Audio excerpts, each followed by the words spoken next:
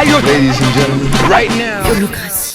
Merci Claire de m'avoir proposé de venir faire ce Yolocratie. Donc je ne connaissais pas avant et je suis hyper content de rejoindre cette petite communauté de praticiens ou de gens qui partagent des tips sur comment décentraliser son organisation ou un peu parler des dernières innovations managériales.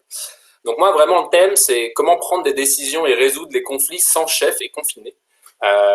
Et avant de rentrer dans le détail pour vous expliquer qui est Make Sense et ce qu'on fait, je vais d'abord me présenter très rapidement. Alors moi je suis à un poste, alors chez Make Sense, nous n'avons pas vraiment de nom de poste. En interne, on en a pour l'externe. Tout le monde est un peu directeur, etc. Du coup, ça dépend avec qui on parle. Donc moi, mon titre, c'est Change Manager. Concrètement, vous allez comprendre ce que je fais. Là, pendant la présentation, moi, je coordonne notre modèle de gouvernance partagée chez Make Sense. Et j'ai la chance de faire de la formation en interne sur les postures individuelles, type autour de la communication non violente, comment s'inspirer des pratiques du coaching pour gérer des personnes qu'on embarque, etc. Parce que j'ai une certification de coaching et je suis également formateur en externe auprès de managers et d'organisations sur ces sujets. Et on fait de l'accompagnement d'organisation aussi. Et voilà, puis je suis aussi médiateur en interne dans les grandes lignes. Et si ça vous intéresse, je pourrais vous en dire plus tard. Alors, Make Sense, qui est-ce? Alors, moi j'aime bien, vu qu'on est dans la thématique de l'organisation décentralisée, c'est pour moi hyper important de parler de la raison d'être. Et chez nous, c'est d'inspirer et d'outiller les citoyens, les entrepreneurs et les organisations pour construire ensemble une société plus inclusive et durable. Et pour ça, je dirais, on a un peu trois cibles. D'une part, les citoyens, à qui on permet d'agir concrètement sur les enjeux qui les touchent. On organise beaucoup d'événements, on organise des programmes pour que les citoyens puissent eux-mêmes s'embarquer. Voilà, par exemple, là, on a lancé un programme qui s'appelle Réaction pour permettre à des citoyens d'aider des soignants ou d'aider des hôpitaux en collectant voilà, des produits d'hygiène, des produits auprès de pharmacies, etc. Voilà, donc plein de manières de s'engager. Ensuite, on aide aussi les projets entrepreneuriaux à s'impulser et à s'accélérer. Donc, on a un incubateur, on a également un fonds d'investissement chez Make Sense. Et les organisations, les entreprises, du coup, on les accompagne à devenir plus responsables, inclusives et résilientes. Donc voilà, depuis 2013, voilà, quelques chiffres sur ce qu'on a fait. On a développé 26 communautés de collaborateurs engagés, notamment autour de sujets de la responsabilité sociale et environnementale, comme par exemple Vinci, qui est un de nos clients, et qui a fait voilà, une communauté sur l'éco-conception, donc des personnes en interne qui poussent l'éco-conception, donc qui sont formées pour ça. Make Sense anime cette communauté d'ambassadeurs de l'éco-conception en interne. Donc voilà, on a plein de programmes d'entrepreneuriat, des collaborations start-up grand groupe, et puis aussi des offres autour de comment réinventer sa gouvernance. Donc nous, Make Sense, combien on est? On est 100 personnes réparties dans 7 bureaux à travers le monde. On est à Paris, Mexique, Pérou, 2 pays en Afrique, Côte d'Ivoire, Sénégal. On est également au Liban et aux Philippines. Donc on est à peu près 100 personnes, 60, 65 en France. Donc on est vraiment une organisation internationale. Jusqu'à aujourd'hui, on a engagé, alors là c'est un peu des vieux chiffres, mais autour de 130, 150 000 citoyens qui ont participé à des événements et 6 000 projets d'entrepreneurs, alors soit en intrapreneuriat ou des projets d'entrepreneurs en dehors d'un groupe qui ont été accompagnés par Make Sense et plus de 200 clients. Voilà. Quelques chiffres de plus. Donc nous, on a été créé en 2011.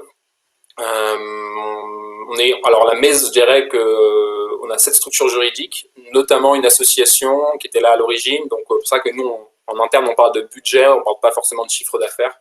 Donc voilà, on a fait 4 millions de budget l'année dernière et je sais que les gens aiment bien savoir ça. 90% de notre budget provient de prestations de sponsoring d'entreprises généralement. Donc vraiment, on est dans une démarche de vendre des missions.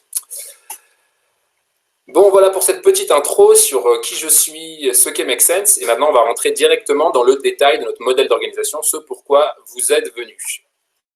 Peut-être petite historique de l'histoire de Make Sense. Donc, j'ai dit en 2011, on a été créé. Donc, ce qui est intéressant dans l'histoire de Make Sense, c'est qu'à la base, donc les personnes qui ont fondé ça, Christian et Leïla, en fait, ils ont fait un petit voyage, un petit tour du monde pour essayer de mettre en lien des entrepreneurs sociaux qui avaient des challenges qui avaient besoin d'aide, en fait, par exemple, pour trouver un nouveau nom pour leurs produits, lancer une campagne de marketing sur leurs produits, vraiment autour de l'entrepreneuriat social, de trouver des volontaires qui pouvaient les aider. Donc, ça a commencé en créant des ateliers de brainstorming, de créativité, etc. Et petit à petit, en fait, Make Sense s'est développé autour de ça, donc vraiment autour de cette communauté, donc vraiment dans notre ADN, il y a cette ordre de communauté, et ça a vachement marqué en fait notre mode de fonctionnement qui était très amical, en toute détente, un peu qui veut prend le lead pour lancer des projets, etc. Donc voilà, Make Sense s'est structuré, s'est développé.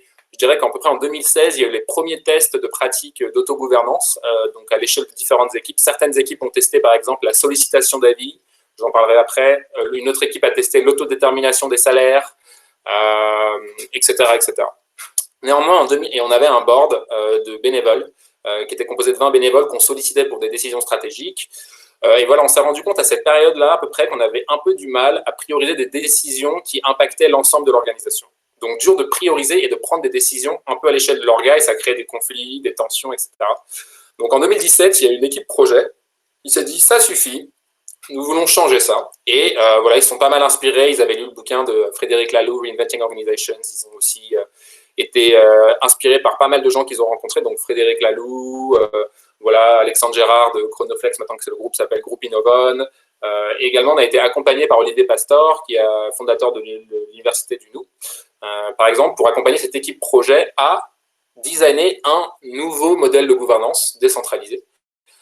Et donc, c'est l'été 2018 que ce modèle a été proposé et validé, donc par un vote par 100% des full-timers. Donc, full-timers, je vais l'utiliser, c'est le nom qu'on donne chez Make Sense aux personnes qui passent la plupart de leur temps à bosser pour Make Sense. Donc, ça peut être des employés en CDD, CDI, ça peut être des freelances qui ont une mission un peu voilà, long terme chez nous, ça peut être aussi pour des volontaires, pour des stagiaires, voilà, qui sont full-timers chez nous. Donc oui, un volontaire ne donne pas 100% de son temps chez nous, bien entendu, sinon ce serait pas très juste.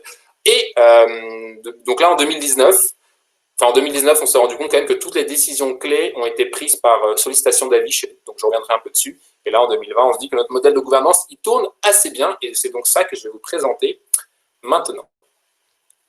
Alors peut-être déjà ce petit aperçu des différents hubs. Alors un hub, c'est les bureaux. Donc on est dans, voilà, on a ces 6 hubs là. Donc je disais le hub France, pour vous donner un peu de détails. Donc chaque équipe, donc les équipes internationales autres que France sont une seule équipe. Et en France, nous sommes 6 équipes différentes. Voilà, il y a différents métiers. Les équipes sont vraiment organisées géographiquement et pour la France, subdivisées par expertise. Donc c'est vraiment l'idée, c'est d'avoir des petites équipes autonomes, pas plus de 15 personnes, pour garder un niveau d'engagement important et rester agile. Et on n'a pas de fonction support vraiment déconnectée du terrain. En tout cas, on en a un petit peu, mais on a essayé de limiter ça. Et notamment, grâce à travers des cercles de coordination. Donc, on a des cercles de coordination donc, sur la finance, les RH, le commercial, des outils digitaux, la communication et la gestion de nos espaces. Donc ces cercles, ce n'est pas des cercles de décision, comme ça peut être le cas dans l'holacratie ou ce genre de choses. Nous, c'est vraiment des cercles de coordination. Donc coordonner les actions des équipes, partager les actualités, développer et partager de nouveaux outils. Donc pour que ce soit plus clair, là, je vais vous montrer, donc là, c'est toutes les équipes de Make Sense qui ont sur le cercle RH chacune un référent qui est dans la petite bulle rouge, qui est en fait le référent de leur équipe pour les sujets RH. Donc ça va nous permettre de décentraliser les référents, enfin les fonctions support en fait. Donc par exemple, si je prends l'équipe Hub Mexico tout en haut à gauche, Kenza, bah voilà, elle dédie 15 à 20% de son temps sur des rôles RH au sein de son équipe. Donc celle qui s'occupe des recrutements, c'est elle qui s'occupe de, voilà, quand des gens ont des questions sur, je sais pas, les vacances, des trucs comme ça, c'est auprès d'elle qu'ils vont poser ces questions-là.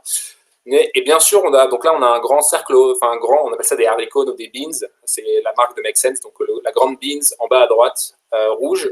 Donc on a un coordinateur de cercle, qui s'appelle Coralie, voilà, et celle qui coordonne ce cercle, qui se réunit là dans ce cas-là, une fois par mois. Et co-coordonné quand même avec notre DAF. On a une personne qui est DAF, parce que c'est quand même le nerf de la guerre, l'argent, l'administratif, etc. Donc c'est, je dirais, le seul service vraiment qui est 100% orienté support. Enfin, un des seuls en tout cas. Bon, les principes clés de notre gouvernance. Alors voici un peu le schéma qui récapitule tout notre modèle de gouvernance. Alors si vous regardez tout en haut, ce qui guide toutes nos actions quand même, c'est la raison d'être de Make Sense. Donc ça c'est hyper important, je vous l'ai lu au début. Donc en fait nous on n'a pas forcément une stratégie, etc. Déterminée à 5 ans, etc. C'est pas vraiment le style de la maison. Néanmoins, avant de lancer un partenariat ou de lancer un projet, on se demande, est-ce que ce projet, il répond à la raison d'être de Make Sense?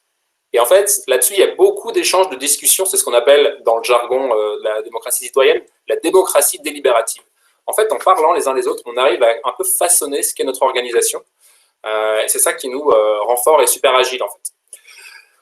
Et voilà d'autres piliers, avant que je rentre dans les instances de gouvernance, qui sont en fait les cercles qui sont remplis. Il y a également nos valeurs en bas, qui sont super importantes. Souvent, nous, dans nos conversations, il va y avoir des rappels de nos valeurs. Je vous en partage une qui est, moi que j'aime bien, c'est Be as free as much as you're responsible. Donc on parle en anglais chez Make Sense. Donc cette valeur qui nous dit, si jamais tu dois prendre une décision, bah voilà, tu es libre, mais en même temps, tu es responsable. Donc par exemple, si moi, je veux faire, bon là, c'est un peu spécial pendant le Covid, mais quand je n'étais pas dans le Covid et que je voulais faire du télétravail, je sais pas, 2 jours par semaine, bah, c'est OK. Néanmoins, je dois m'assurer que les gens avec qui je travaille puissent continuer à bosser avec moi dans de bonnes conditions. Donc je suis libre de le faire, et en même temps, je suis responsable de vérifier que c'est OK avec mes collègues, etc.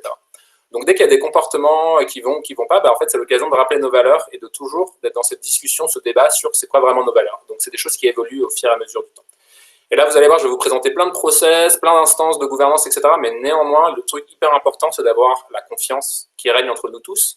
Parce que parfois, on n'arrive pas à respecter 100% nos process et tout. Mais en fait, s'il y a la confiance qui règne avec tout le monde, bah, ça fait que ça continue de bien marcher. Donc ça, tous ces process, en fait, sans la confiance, ne marcheraient pas. Ceci étant dit, je me focalise maintenant sur la forme au milieu, donc le haricot qui est bleu.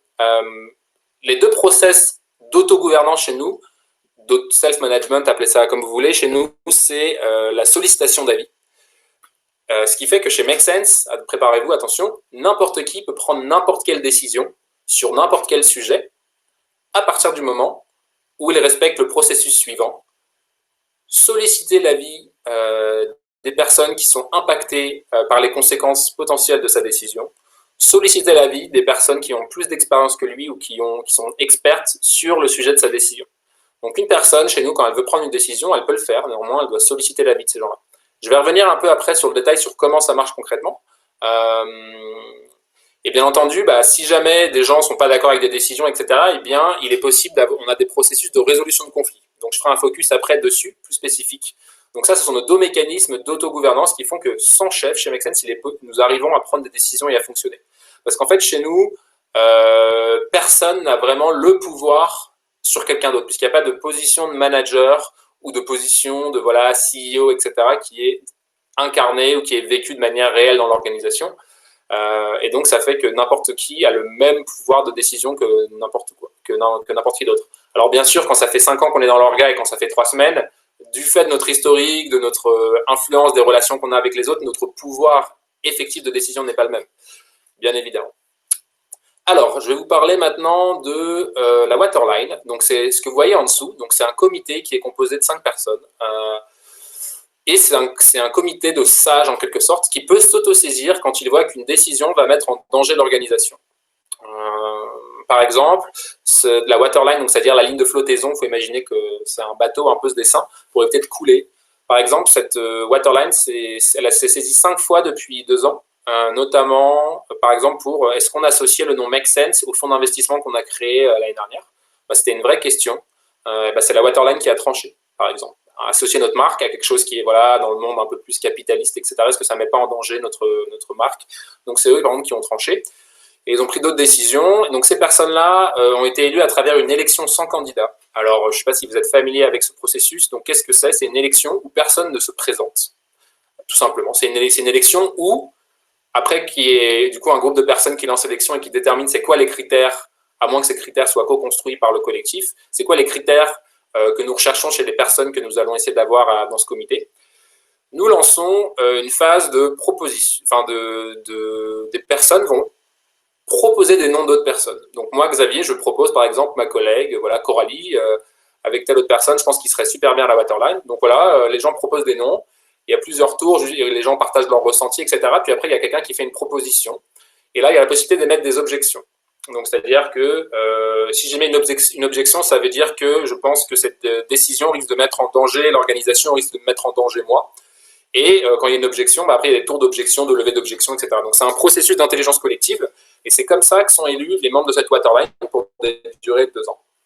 La particularité de cette waterline, c'est qu'il y a un membre, un bénévole, qui est dedans. Et ce bénévole, il vient de notre community board, donc qui est la petite boule à droite. Donc ça, c'est un board qui est composé de 10 bénévoles chez Make Sense. Alors, ça a été créé en 2018 aussi, et ces personnes-là ont été, et c'était sur candidature, et ils sont 10, et c'est eux, parmi eux, ils ont fait une élection sans candidat pour déterminer un membre de ce board qui siégerait à la Waterline. Donc ce board-là nous a servi notamment à solliciter l'avis de la communauté sur des sujets, parce qu'on a beaucoup d'activités avec les citoyens, comme on l'a vu avant, et en fait c'est avec ce board-là notamment que nous discutions beaucoup sur comment adapter nos programmes, nos projets, solliciter leur avis, etc. Donc voilà pour ce board. Ensuite, on a 2 boards sur le côté. Le process committee, alors voilà, c'est un peu, si je devais comparer ça dans une grande boîte, c'est un peu la conformité. Donc c'est l'organe qui est en charge de s'assurer que le modèle de gouvernance fonctionne, que les règles sont respectées, et qui a aussi le mandat de pouvoir faire des micro-ajustements sur les différents mandats des instances, le fonctionnement de la sollicitation d'avis, etc. Des micro-modifications. Moi, je fais partie du process committee et également du pool de médiateurs qui est juste en dessous. Donc les médiateurs, on le verra après, mais donc en fait ils sont saisis dans le cadre de résolution de conflits, et il y a aujourd'hui 6 personnes qui composent ce pool de médiateurs, et il y a 6 personnes dans le process committee également. Voilà, donc peut-être quelque chose d'important, c'est que la sollicitation d'avis chez nous, n'importe qui, donc peut prendre n'importe quelle décision, mais sur des sujets qui ont un impact sur l'équipe ou sur l'organisation, il faut être chez Make Sense depuis 6 mois. Donc si moi je viens d'arriver chez Make Sense, je peux pas changer je peux pas changer un truc qui impacte tout le monde. Après, il est possible que je le fasse, mais en étant en binôme avec quelqu'un qui est là depuis plus de 6 mois. Donc voilà, c'est une manière un peu de nous protéger.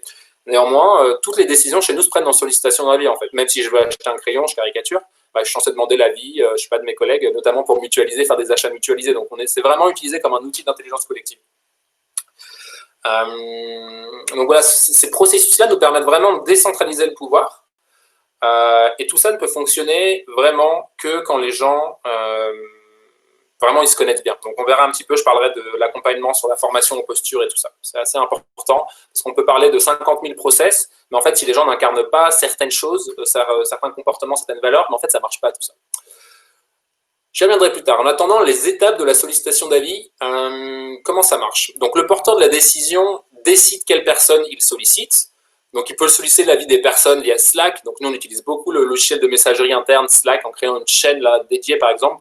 Exemple, décision, voilà, Xavier passe au 4/5e. Je crée une chaîne Slack, je mets l'avis dedans, je mets les personnes qui sont mon référent RH, la personne qui me suit, parce qu'on a un peu si vous voulez, on a pris le rôle du manager, on l'a découpé en plein de rôles, plein de casquettes différentes. Et donc chez nous, on a ce qu'on appelle un référent opérationnel qui nous accompagne pour nos objectifs, etc. Ça peut être n'importe qui dans l'organisation. Donc voilà, je peux le mettre dans la boucle pour le solliciter pour passer au 4/5e. Voilà, et puis d'autres personnes avec qui je bosse pour voir si ça impacte mes missions et tout. Donc je demande l'avis de ces personnes-là, eux ils me partagent leur avis. Et moi, je prends ma décision et je la mets à jour sur notre outil. Alors là, je vais vous présenter un outil qu'on utilise. Donc c'est sur Airtable. Je ne sais pas si vous êtes familier, c'est une sorte d'Excel, un mélange entre Excel et Trello en ligne. Donc c'est voilà, un outil de gestion de base de données. Et voilà comment ça marche. Donc là, le petit 1 a disparu. Écoutez, c'est pas grave. Là, vous voyez l'écran, il y a un petit Other Decisions. En fait, quand je clique ici, je peux en fait choisir le template qui va me permettre de faire ma sollicitation d'avis. Donc nous, on a différents templates. On a un template pour je veux changer de rôle, etc. Je veux changer mon temps de travail. On a un autre template pour les décisions un peu globales, générales. Donc la personne crée sa décision. Et il va indiquer en quoi cette décision nourrit la raison d'être de Make Sense, les valeurs, c'est quoi les bénéfices, c'est quoi les risques, l'avantage de cette décision, c'est qui les personnes que je veux solliciter, c'est qui les experts que je veux solliciter. Donc voilà, on peut taguer les gens, etc. Et ça envoie des notifications automatiques sur notre Slack interne. On a une chaîne Slack spéciale dédiée pour s'assurer que tout le monde sache que des décisions sont en train d'être menées. Alors attention, dans cet outil Airtable, ça peut paraître assez lourd. On le fait uniquement pour les décisions que nous jugeons importantes d'être partagées à tous. Donc dans une optique de transparence. Donc clairement, c'est pas toutes les décisions, sinon on se tirait une balle dans le pied, clairement. Voilà, donc là, vous voyez un petit peu cet outil. Donc là, je vous ai présenté un onglet de décision. Les autres onglets, en fait, ça fait partie de notre dashboard Make Sense. Donc dans d'autres organisations, on appellerait ça un ERP. ERP, voilà, donc nous, c'est assez cool. Donc dans l'onglet contact, n'importe qui peut avoir accès au mail, au téléphone de quelqu'un, savoir dans quelle équipe il est, On a aussi donc des répartitions par équipe, des répartitions par cercle, qui est dans quel cercle, qui est dans quel organe de gouvernance, c'est quoi les objectifs de ces cercles, enfin, un peu les périmètres qui sont décrits là-dedans. On a également notre raison d'être et notre vision qui sont écrits au niveau global de Make Sense, mais également pour chacune des équipes qui sont écrites dans cet onglet-là. Donc voilà, c'est vraiment un ERP interne qui fonctionne assez bien. Quelques exemples peut-être. Ah oui, Claire m'avait demandé de préciser un petit peu combien de temps les gens ont pour répondre. Alors, ça dépend. Ça dépend un peu. Alors, idéalement, on préconise que les gens aient 2 à 3 semaines pour faire un retour sur une sollicitation d'avis. En pratique, ça arrive parfois que nous, on veut réagir dans l'urgence et parce que voilà, on a vu un truc, on veut être agile. Voilà, parfois, les gens ont quelques jours seulement pour répondre. Et parfois, ça clash. Parfois, ça clash et c'est normal. Donc, tout collectif, c'est dur que tout le monde soit d'accord tout le temps. Et l'idée de la sollicitation d'avis, c'est vraiment pas d'atteindre des consensus. Parce que le consensus, nous, on pense que c'est un peu mou et que ça marche pas très bien. Donc, on préfère vraiment cette démarche un peu autoresponsabilisante où les gens lancent des décisions et par contre, s'ils ne respectent pas les process, attention, le process committee veille au cas. Et les gens, voilà. Ouais, du coup, Claire, tu voulais dire un mot? Ouais, je rebondis parce qu'il y a une question peut-être qui est directement liée. Enfin, il y a Manon qui demandait comment déterminer qui est impacté, notamment quand tu émets ta sollicitation d'avis. Elle dit notamment, on peut facilement considérer que pour toute décision, tout le monde sera impacté. Donc, typiquement, comment est-ce que tu peux facilement choisir qui sont un peu les experts, les personnes à... C'est quoi ta reco? Ouais, hyper bonne question. Franchement, c'est pas facile. C'est pas facile de répondre à cette question. Je dirais que nous, ce qu'on recommande, c'est c'est en fait de solliciter du coup l'avis des personnes qui nous paraissent vraiment les plus impactées. Et éventuellement, si je suis pas clair, je leur demande leur avis sur qui d'autre je devrais inclure dedans. Ou une autre manière de faire, c'est de dire voilà, j'ai lancé une sollicitation d'avis sur notre Slack. Sur ce sujet, j'ai pensé que telle et telle personne était impactée. S'il y a d'autres personnes qui veulent venir contribuer ou donner leur avis, c'est par ici. Donc ça, c'est une manière de faire. Voilà, c'est une manière de faire parce qu'en effet, c'est parfois pas très clair sur qui est impacté ou quoi, et il n'y a pas d'échelle vraiment, c'est dur de quantifier ça. Sur concrètement qui est impacté, c'est hyper compliqué. Donc voilà la réponse que je peux t'apporter là-dessus. Alors les sollicitations d'avis, combien de gens sont consultés en moyenne? C'est une question que tu me posais, Claire. Assez difficile de répondre, ça dépend. Parfois tout le monde est impacté, donc tout le monde peut donner son avis. En pratique, il n'y a pas tout le monde qui a envie de donner son avis sur tout. Ça peut être de 3 personnes. Enfin, en fait, une sollicitation d'avis, ça commence dès qu'on est 2, quoi. Donc, ça peut être de 2 à 100 personnes, finalement. Mais en moyenne, voilà, je dirais une dizaine de personnes, quoi, si je devais donner un chiffre qui sont en moyenne sollicités. Merci pour cette question. Alors, qu'est-ce qui nous fait dire que ça marche, tout ça? Voilà, on a lancé pas mal de projets qui sont, de projets grâce à la sollicitation d'avis qui ont été assez audacieux, notamment le lancement du projet Paumé. Alors voilà, c'est une communauté de gens qui sont paumés dans leur vie, qui ne savent pas pourquoi ils sont dans leur boulot, ils sont en quête de sens, etc. Donc là, c'est une salariée chez nous qui a décidé de dédier 30% de son temps pour monter un podcast en fait autour de ce sujet. Et elle l'a fait à travers une sollicitation d'avis, donc voilà, qui a pris plusieurs mois, elle a demandé à plein de gens, etc., pour monter son truc, parce que c'était quand même dédié 30% de son temps pour un truc qui finalement n'apportait pas en tout cas de revenus dans un premier temps. Et aujourd'hui, voilà, le succès, il y a des dizaines de milliers de personnes qui suivent ce podcast, cette communauté, et c'est un des plus grands canaux par lequel en fait des bénévoles viennent s'engager chez Make Sense. Donc voilà, gros succès, et ça montre pour nous que ce processus est assez chouette. Voilà, chez nous, on autodétermine nos salaires et tout à travers une sollicitation d'avis, mais je ne rentrerai pas dans le détail. Et également, la sollicitation d'avis nous aide pour déterminer comment on travaille avec des entreprises. Donc, par sujet, en fait, on va avoir des sollicitations d'avis parfois qui sont un peu plus détaillées avec des templates un peu différents en fonction du sujet. Typiquement, pour les partenariats, on a ça. Ce qui nous fait dire que ça marche aussi, c'est que, en fait, là, chaque année, on a une petite enquête de bien-être chez Make Sense.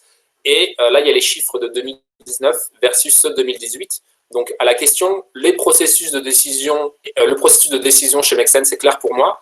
En 2018, avant la mise en place de notre modèle de gouvernance, les gens ont donné une note de 5,6 sur 10. Et en 2019, un an plus tard, du coup, après la mise en place de ces processus, les gens ont rajouté 2 points en moyenne à cette réponse. Donc ça montre, alors voilà, c'est toujours questionnable les questionnaires, mais les résultats et tout, néanmoins, ça montre que quantitativement, les gens ont l'impression que ça marche mieux. Donc c'est assez chouette. Et voilà, les méthodes de prise de décision sont efficaces. Enfin, voilà, il y a plein de notes en dessous.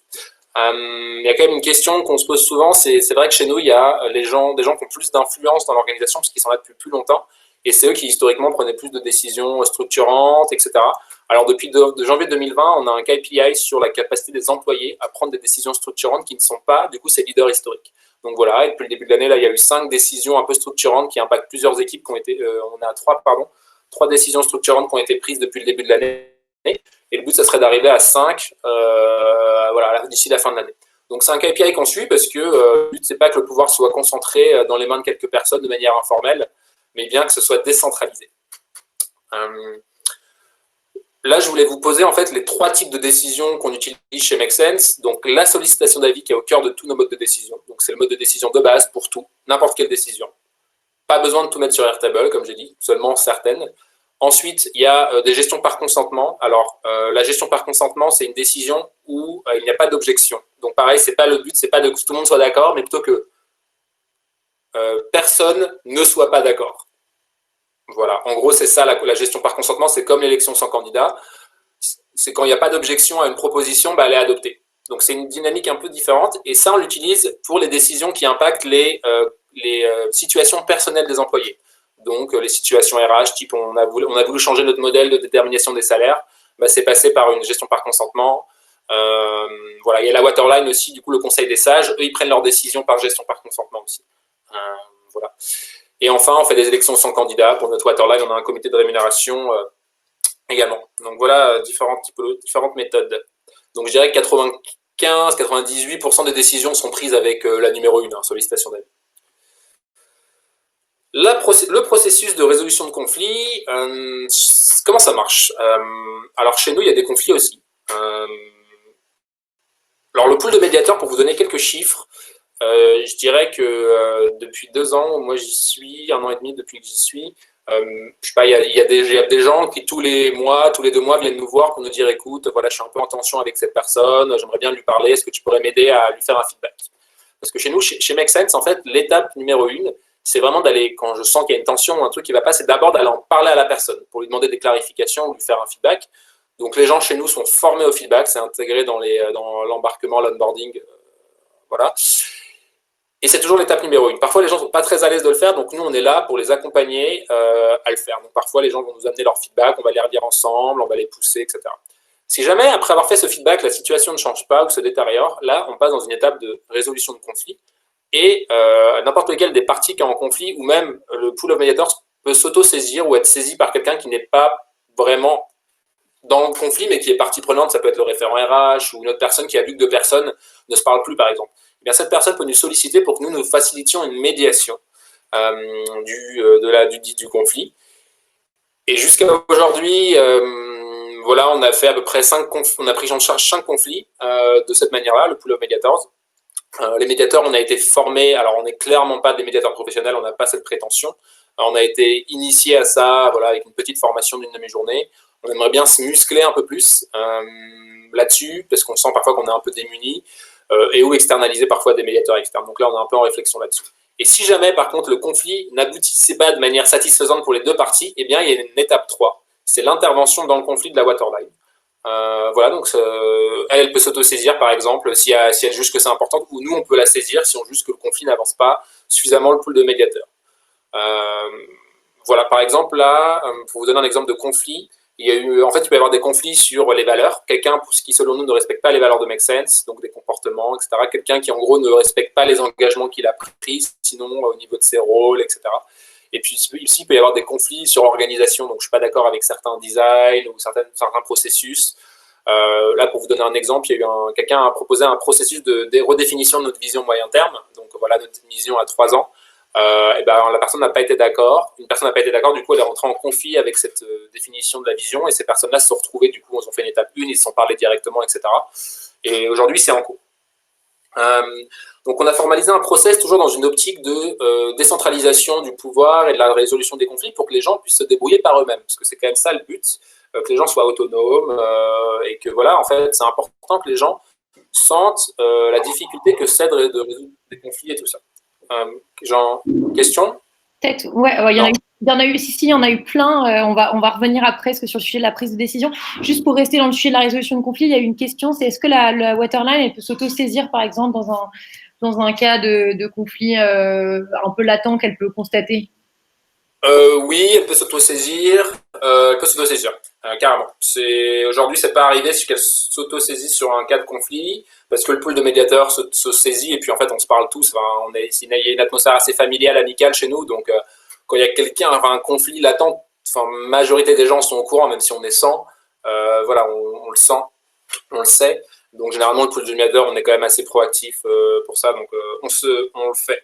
Néanmoins, si parfois la résolution du conflit n'est pas satisfaisante pour la waterline, elle peut s'autosaisir. Là, par exemple, il y avait une équipe qui était un peu en difficulté, donc c'était un peu compliqué pour le pool de médiateurs de résoudre le fait qu'une équipe soit en difficulté sur des fonctionnements un peu transverses, etc., commerciaux, RH, etc. Bah là, la waterline s'est autosaisie pour définir en fait un processus d'accompagnement de cette équipe en déterminant en fait des références sur chacune de ces thématiques clés et qu'en fait il y ait des réunions régulières, que les personnes qui les aident elles soient intégrées dans les rituels d'équipe et tout pour aider les gens à progresser là-dessus. Donc voilà un exemple d'intervention de la waterline en autosaisie. Voilà, bah, les bénéfices, il y en a plein, et oui, c'est dur à mettre en place, et on est loin d'être encore hyper fin. On est satisfait de ce qu'on a, mais on sait qu'on peut faire mieux. Donc voilà, on va peut-être faire appel à des accompagnements externes là-dessus, suite au prochain numéro de Yolocracy Make Sense, peut-être l'année prochaine. Alors là, j'arrive vers la conclusion un peu de cette présentation, peut-être les facteurs de succès de notre modèle. Comme je disais, en fait, il y a un embarquement, donc on essaie de franciser un peu chez Make Sense parce que la culture startup a tendance à trop angliciser, et vu que nous, on a quand même pour objectif d'être inclusif, voilà, c'est un peu cette difficulté entre l'anglais et le français.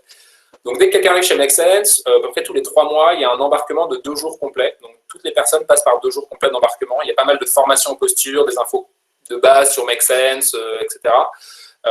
Et notamment là, les gens sont formés aux méthodes un peu lean startup, la communication non violente. Donc c'est moi qui fais ces introductions-là sur une demi-journée. Et c'est des promos qui sont entre 10 et 15 personnes à peu près, allez, entre 8 et 15 personnes. Donc notamment en faisant tomber les masques pour que les gens parlent de leurs émotions, parlent de qui ils sont vraiment, de leurs aspirations profondes, de leurs craintes, etc.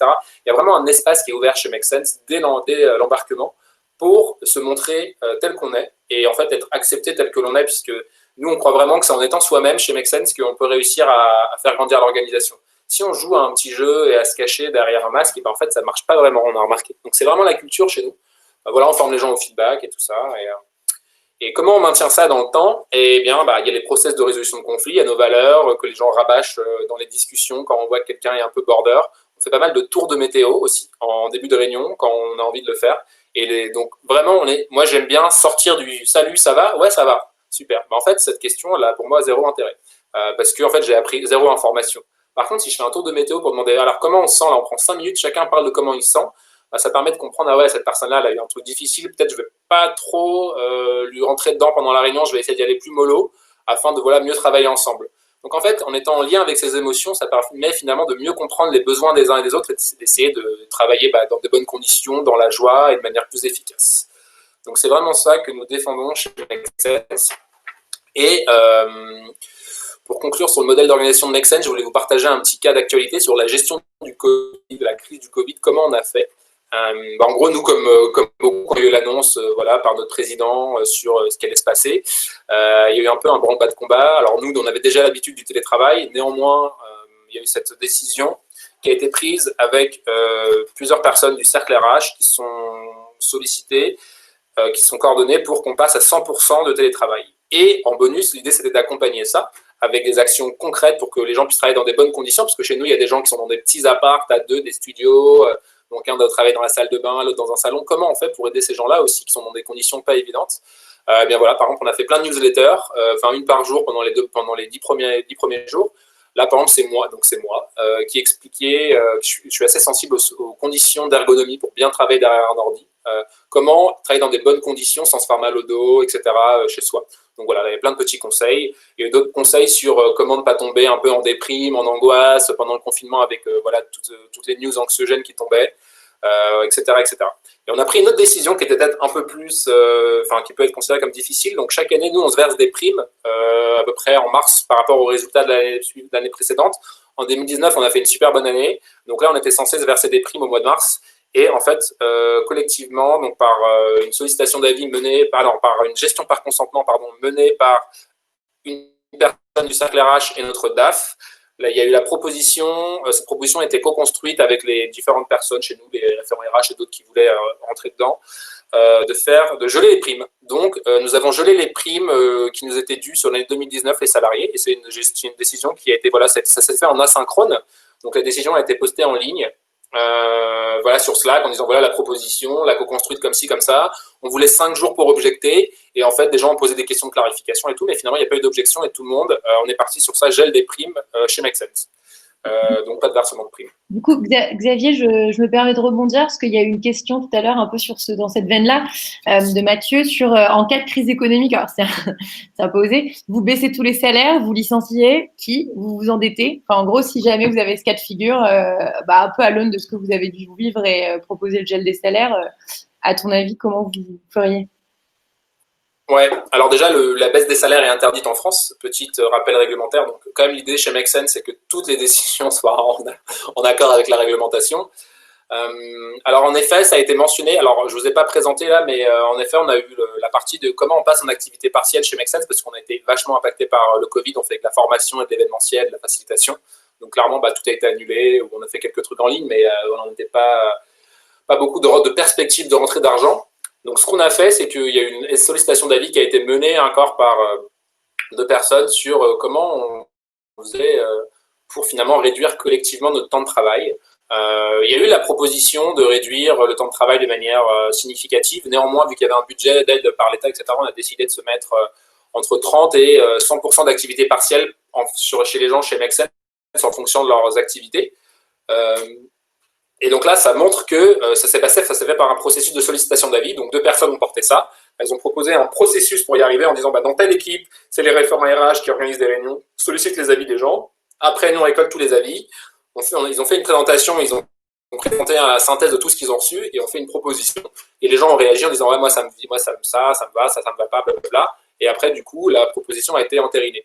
Mais en fait, vu que chez nous, il y a la confiance et qu'on peut se parler à cœur ouvert, même de nos craintes profondes, type, si je baisse mon salaire, je ne vais pas pouvoir payer mon appart, je vais devoir partir de Paris, blablabla. Enfin, vraiment parler de trucs qui, finalement, sont relatifs à la situation personnelle du salarié, c'est tout à fait OK chez nous d'en parler. Donc oui, il pourrait arriver que nous décisions, après la crise, de baisser tous, de réduire tous notre temps de travail. Peut-être que même des gens, ça ne leur ira pas, donc ils décideront de quitter Make Sense. C'est possible et ça pourrait se faire. Alors, ce n'est pas prévu aujourd'hui. Le licenciement, comment ça marche? C'est une question complexe. Je pense qu'on n'est pas encore hyper bon là-dessus parce que c'est hyper difficile. Comment être transparent sur un licenciement en même temps que tu ne vas pas licencier quelqu'un un peu à la vue de tous. C'est un peu la walk of shame, comme on dit en anglais. Donc, c'est des sujets assez délicats. Aujourd'hui, donc je disais, chaque personne a un référent opérationnel et un référent RH. Et donc, c'est ces 2 personnes-là qui vont être en lead aujourd'hui pour mener ce processus. Théoriquement, je dirais, alors c'est soit ces 2 personnes-là, ils vont parler avec la personne en disant écoute, ça fait des mois qu'on en parle, que si ça marche pas, tu continues à faire les mêmes erreurs, blablabla, est-ce que c'est un bon match pour toi? Peut-être que tu devrais réfléchir à quitter Make Sense, il y a peut-être d'autres choses qui t'intéressent plus, blablabla. Donc c'est des discussions qui se font comme ça en fait. Et c'est comme ça en fait. Donc, alors il y a eu des licenciements pendant les périodes d'essai, etc. Quand ça marche pas, licenciement en rupture, pardon, fin de période d'essai, pardon. Par contre, quand c'est après, c'est un peu plus challenging. Donc ça passe. Donc la 95% des cas, c'est une rupture finalement qui se fait un peu à l'amiable ou un départ qui se fait à l'amiable chez Make Sense. Néanmoins, ça pourrait arriver. Et s'il y avait un licenciement par la waterline, ça pourrait se faire, ça ne s'est pas encore fait. Mais du coup, une résolution de conflit, où ça aboutit pareil, c'est la waterline qui tranche et qui décide de licencier quelqu'un. Voilà, là, le mandat pour le faire. Moi, je voulais que vous repartiez avec 3 conseils pour vous lancer sur ces thématiques. Comment amener mon orga vers plus de décentralisation de la prise de pouvoir. Donc, premièrement, bien aller vous nourrir sur ce qui existe sur le sujet. Restez en lien avec Yolocracy, clairement. On a fait un guide avec le Move. Enfin, le Move a créé un guide auquel Make Sense a contribué. Ça s'appelle En chemin vers de nouvelles formes d'organisation. Donc, il y a le lien dans le PDF. J'imagine que Claire vous enverra le PDF. Vous pourrez cliquer dessus. C'est sur le site du Move. C'est un guide qui fait 100 pages où on partage plein de trucs assez concrets. Make Sense, il y a Enercop, les Amanins, plein d'autres acteurs. Donc, c'est assez cool. Bien évidemment, l'Université du Nou. Je vous invite à aller les consulter. Ils ont plein de fiches sur la gestion par consentement, les élections sans candidat et tout, qui sont assez bien faites en open source. Ils proposent des formations aussi qui sont très cool. Nous, on a pas mal de ressources en ligne, mais là, je vous présente un podcast qui a été fait par Ticket for Change et qui a enregistré, parce que moi, je suis en binôme sur le sujet de gouvernance avec ma collègue. et c'est elle qui a été interviewée dans ce podcast qui vous partage ça. Et puis il y a d'autres podcasts sur d'autres sujets, d'autres entreprises, mais autour de la gouvernance. Donc assez cool. Et enfin, pour s'inspirer, il y a Frédéric Laloux. Donc si vous n'avez pas lu Reinventing Organizations, je vous invite vraiment à le lire. Sinon, Frédéric Laloux a fait 130 vidéos de 5 à 10 minutes, en gros, sur des sujets hyper spécifiques pour mettre en place une organisation opale. J'en dis pas plus, je vous laisse découvrir ce que c'est. Donc, c'est de très bonnes ressources. Faites-vous former et accompagner. Nous, on s'est fait accompagner, Make Sense, comme je disais, par Olivier Pastor. Donc, n'hésitez pas. Nous, on lance une formation là, le 24 et 30 juin. Donc, c'est en ligne. On en fera d'autres aussi plus tard dans l'année. Donc, n'hésitez pas à nous suivre si ça vous intéresse. Donc là, c'est une formation pour comprendre et expérimenter les enjeux du partage du pouvoir dans votre organisation. Il y a le lien ici. Je mettrai le lien dans le chat après si ça vous intéresse. Donc, c'est vraiment un partage de praticiens. Donc, on fait ça avec Make Sense et Résilience. Nous, on pratique la gouvernance partagée depuis plusieurs années. C'est vraiment l'idée, c'est de partager un condensé en fait, de ce qui marche bien et que ça soit adapté à la situation de l'organisation des participants, que les participants repartent avec une feuille de route très claire et avec les étapes clés et tout en fait. Donc ça promet d'être assez chouette.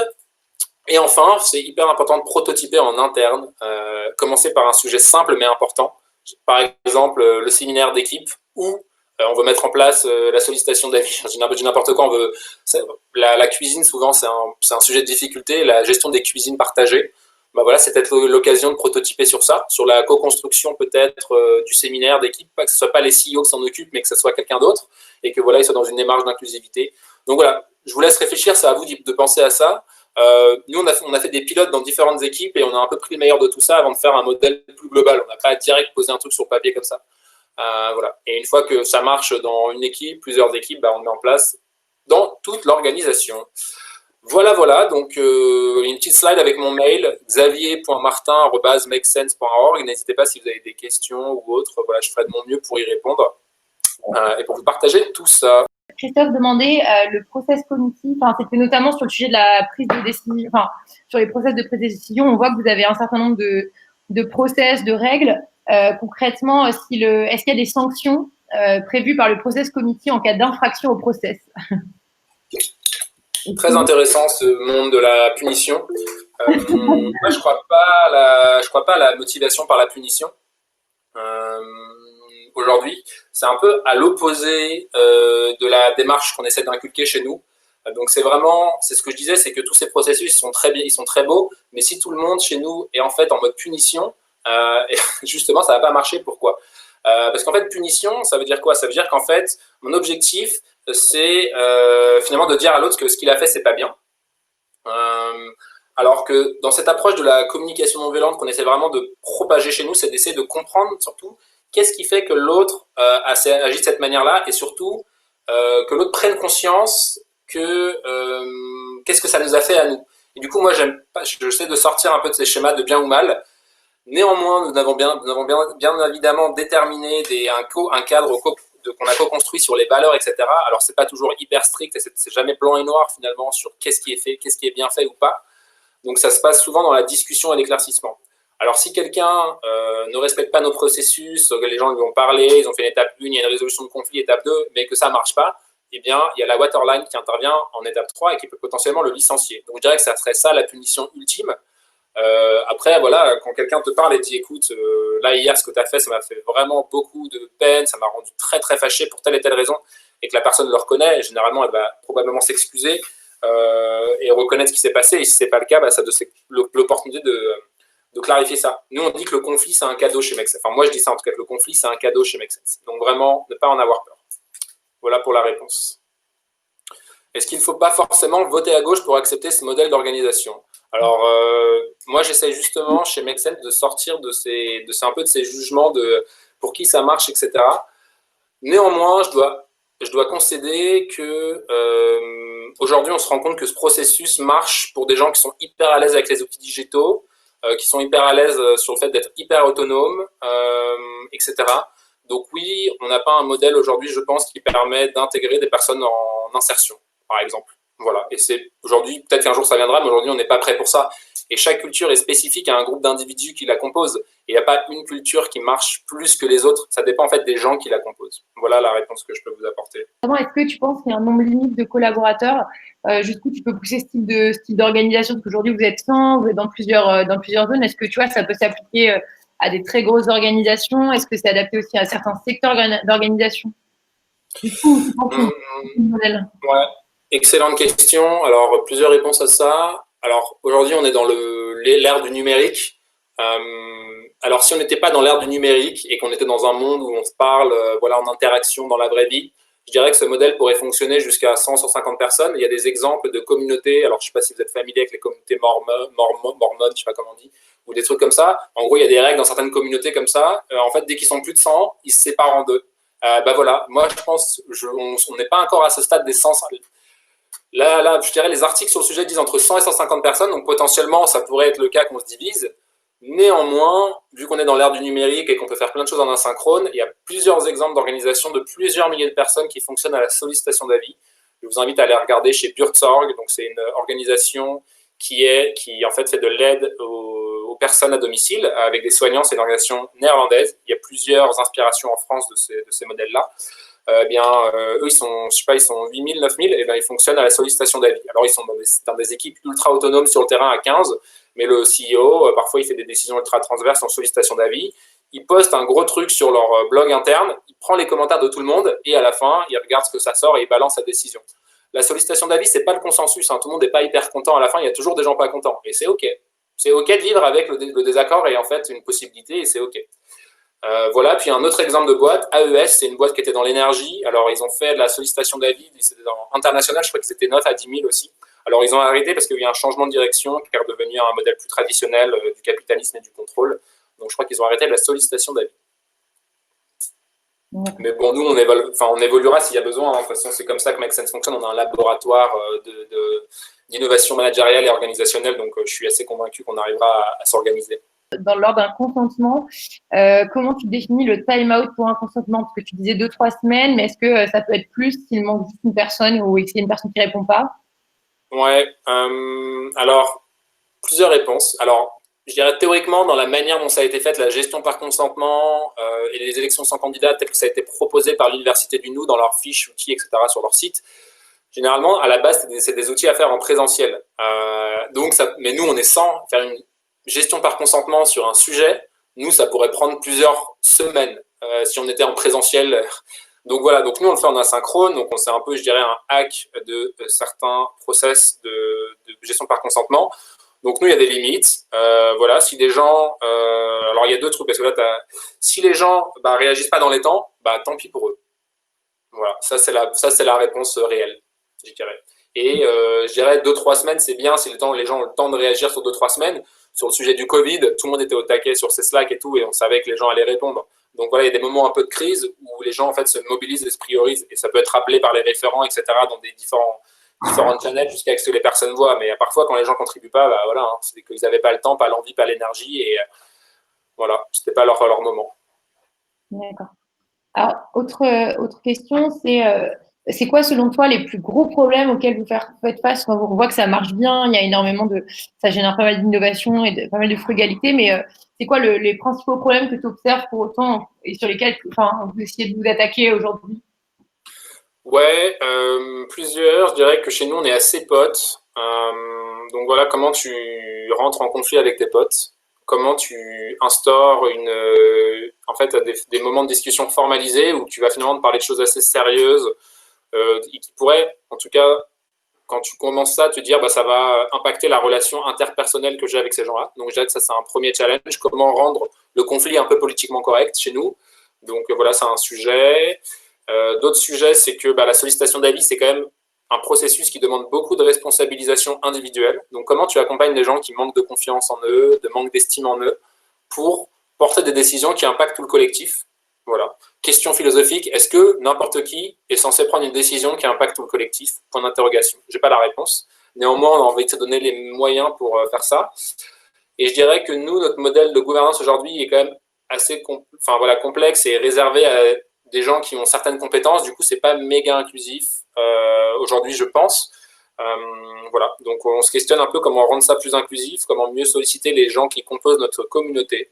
Alors aujourd'hui, on fait beaucoup de choses sur le numérique, donc qui est de facto exclusif. Donc voilà, plein de questions, des débats philosophiques, on en parle chaque année. voilà, c'est des choses sur lesquelles on reste. Donc, je dirais, voilà un peu les challenges principaux que j'identifie. Cool. Une question un peu en lien aussi, ce modèle de prise de décision, donc, avec la sollicitation d'avis, on voit, ça nécessite de formaliser explicitement quelle est l'idée qu'on a, de solliciter des gens précis. Damien demande, est-ce que ce mode de prise de décision alourdit la charge de travail des collaborateurs par rapport à d'autres modes que tu aurais pu expérimenter, ou est-ce que on va dire le jeu en vaut la chandelle, quoi, si jamais tu considères que ça alourdit? Alors, carrément, le jeu en vaut 100 000 fois la chandelle. Pourquoi? En fait, la sollicitation d'avis, en fait, ce qui est hyper important, ce que dit Frédéric Laloux, un des grands théoriciens du sujet, c'est qu'il est important que les gens, les employés, les personnes qui bossent, ressentent, vivent les côtés sympas du boulot, l'impact sympa, mais aussi l'impact désagréable des décisions. Parce que, en fait, quand tu as un CEO qui prend une décision, c'est hyper facile de lui cracher dessus. Quand on a notre président en France qui fait des décisions qu'on n'aime pas, c'est hyper facile de dire ah, j'aime pas ci, j'aime pas ça. Mais qu'est-ce que vous feriez à sa place? Je peux vous assurer que c'est pas si simple que ça. Et chez nous, on le vit au quotidien, en fait. Donc, en fait, ces processus permettent une adhésion sur le long terme aux décisions qui sont prises. Alors oui, ça peut prendre plus de temps à mettre en place, parfois, même si je remarque que dans la réalité, je ne pense pas. Néanmoins, ça crée de la cohésion quand une décision comme ça difficile est prise. Ça crée de la cohésion chez nous et non pas de la division ou de la frustration. Donc en fait, sur le long terme, c'est ultra bénéfique, ultra bénéfique. Il y a un vieil adage africain que partage souvent l'université du Nou, c'est tout seul on va plus vite et ensemble on va plus loin. Et j'avoue que nous, ça nous parle beaucoup. Ça nous parle beaucoup. J'ai vu une petite question sur le lien entre ce modèle-là et l'anarchie, très rapidement. Alors nous, notre modèle, c'est un mélange entre les entreprises, enfin voilà, la sociocratie et voilà les entreprises opales telles que décrites par Frédéric Laloux.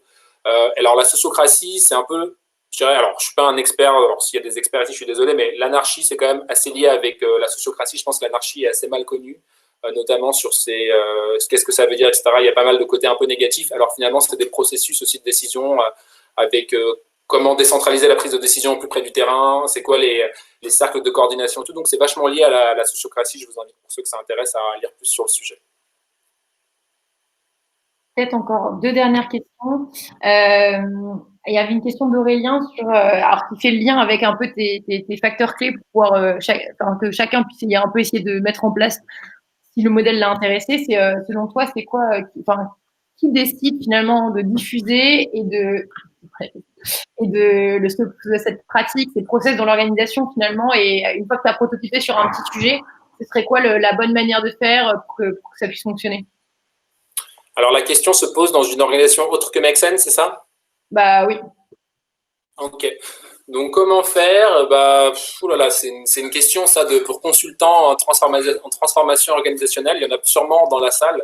Peut-être qu'ils seront meilleurs que moi pour répondre. Franchement, c'est un peu le classique alors nous, on a une culture très entrepreneuriale chez nous, c'est ce qu'on appelle le Lean Startup. Donc Lean Startup, c'est quoi? C'est que j'ai une idée, j'en parle à donc là, sollicitation d'avis, j'en parle à quelques personnes, etc. Je crée un proto, donc un MVP, Minimum Viable Product. Je le lance. Donc là, c'est par exemple, je lance, je sais pas, la création du séminaire en co-construction. Voilà, le truc se passe, je récolte des feedbacks, des apprentissages des uns et des autres. Après, on se dit, ah ouais, c'était super, mais bon, il y avait quand même ça à améliorer. Là, on lance une V2, on fait une V2, on voit comment ça se passe, etc. Puis après, on se dit, ah, c'était super, c'est quoi le next step? Donc voilà, ce qui compte dans ces moments-là, c'est de s'assurer que j'ai le mandat de décision qui m'est donné par l'autorité suprême dans l'organisation. Donc souvent, ça va être un board ou un conseil pour qu'il me donne le mandat de prendre des décisions là-dessus. Donc vraiment, s'assurer que j'ai la délégation du pouvoir pour faire cette décision. Parce que si je ne l'ai pas, ça peut être assez difficile. Donc là, c'est trouvez-vous un pote en haut de la pyramide pour vous aider à le mettre en place. Voilà, je dirais dans la majorité des organisations, la bonne technique. Okay. Bon, du coup, une petite dernière et après on va vous laisser, on vous a pris un petit peu plus que le temps prévu. C'est Christophe qui posait la question quelle tolérance au droit à l'erreur? Je voudrais la prolonger en fait cette question parce que il y a pas mal de monde en tout cas de la communauté qui dit bah voilà, moi j'ai envie de changer mon organisation, j'ai envie de mettre en place un modèle beaucoup plus responsabilisant, mais je peine parfois à finalement responsabiliser des très jeunes, à ce qu'ils se sentent à l'aise avec ça, quand on en parlait un petit peu, ou des personnes qui ont eu peu de responsabilités et qui sont depuis longtemps dans la boîte et qui n'ont pas spécialement envie d'être très engagées. Comment est-ce que tu peux finalement responsabiliser et peut-être justement en favorisant aussi ce droit à l'erreur qui est très lié un peu à l'expérimentation, la culture de je prends des décisions assez rapides et dans mon champ de compétences, quoi. Ouais, hyper intéressante la question. Merci Christophe du coup et aux autres qui l'ont posé. Alors hyper important alors peut-être là j'étais peut-être un peu déprimant en disant qu'à l'échelle d'une organisation pour la changer, c'est important d'avoir l'aval des gens qui ont le pouvoir de décision. Néanmoins, si vous êtes manager et que vous avez le pouvoir de décision dans votre équipe, ce qui est hyper important, c'est de poser le cadre. Le cadre, qu'est-ce que c'est quoi la raison d'être, pourquoi on fait ce qu'on fait et c'est quoi nos valeurs, comment on les fait. Si vous arrivez à faire pour lancer en fait cette dynamique, à faire co-construire la raison d'être, co-construire les valeurs de votre équipe en mettant tout le monde à égalité autour de la table, en changeant, en faisant un peu là on a lancé une formation l'année dernière de 200 managers et en fait il y a pas mal de managers qui nous ont fait des retours d'expérience après qui ont réussi à changer la culture de leur équipe. Comment? C'est en fait on fait une organisation, on fait une réunion, voilà, un séminaire, j'aimerais revoir comment on fonctionne dans l'équipe et tout, voilà un peu les axes que j'ai identifiés, qu'est-ce que vous en pensez, machin. En fait, déjà, libérer la parole, laisser les gens s'exprimer, et après, à la fin, dire, écoutez, qui veut s'occuper de quoi? Les gens, si personne prend le truc peut mourir, peut-être que ça veut dire que c'était pas important. Si personne prend le truc, ça veut dire que les gens s'en foutent. Alors la question, c'est s'ils s'en foutent, pourquoi ils sont là? Pourquoi j'ai quelqu'un dans mon équipe qui n'est pas engagé? Pourquoi j'ai quelqu'un dans mon équipe qui n'est pas intéressé par ça? Là, l'invitation, c'est d'aller faire de l'écoute empathique, faire du one-one avec ces gens qu'on prend en écoute. Voilà, pendant la réunion hier, j'ai vu que tu n'avais pas l'air hyper, j'ai l'impression que tu n'étais pas hyper content, qu'est-ce qui se passe, machin, etc.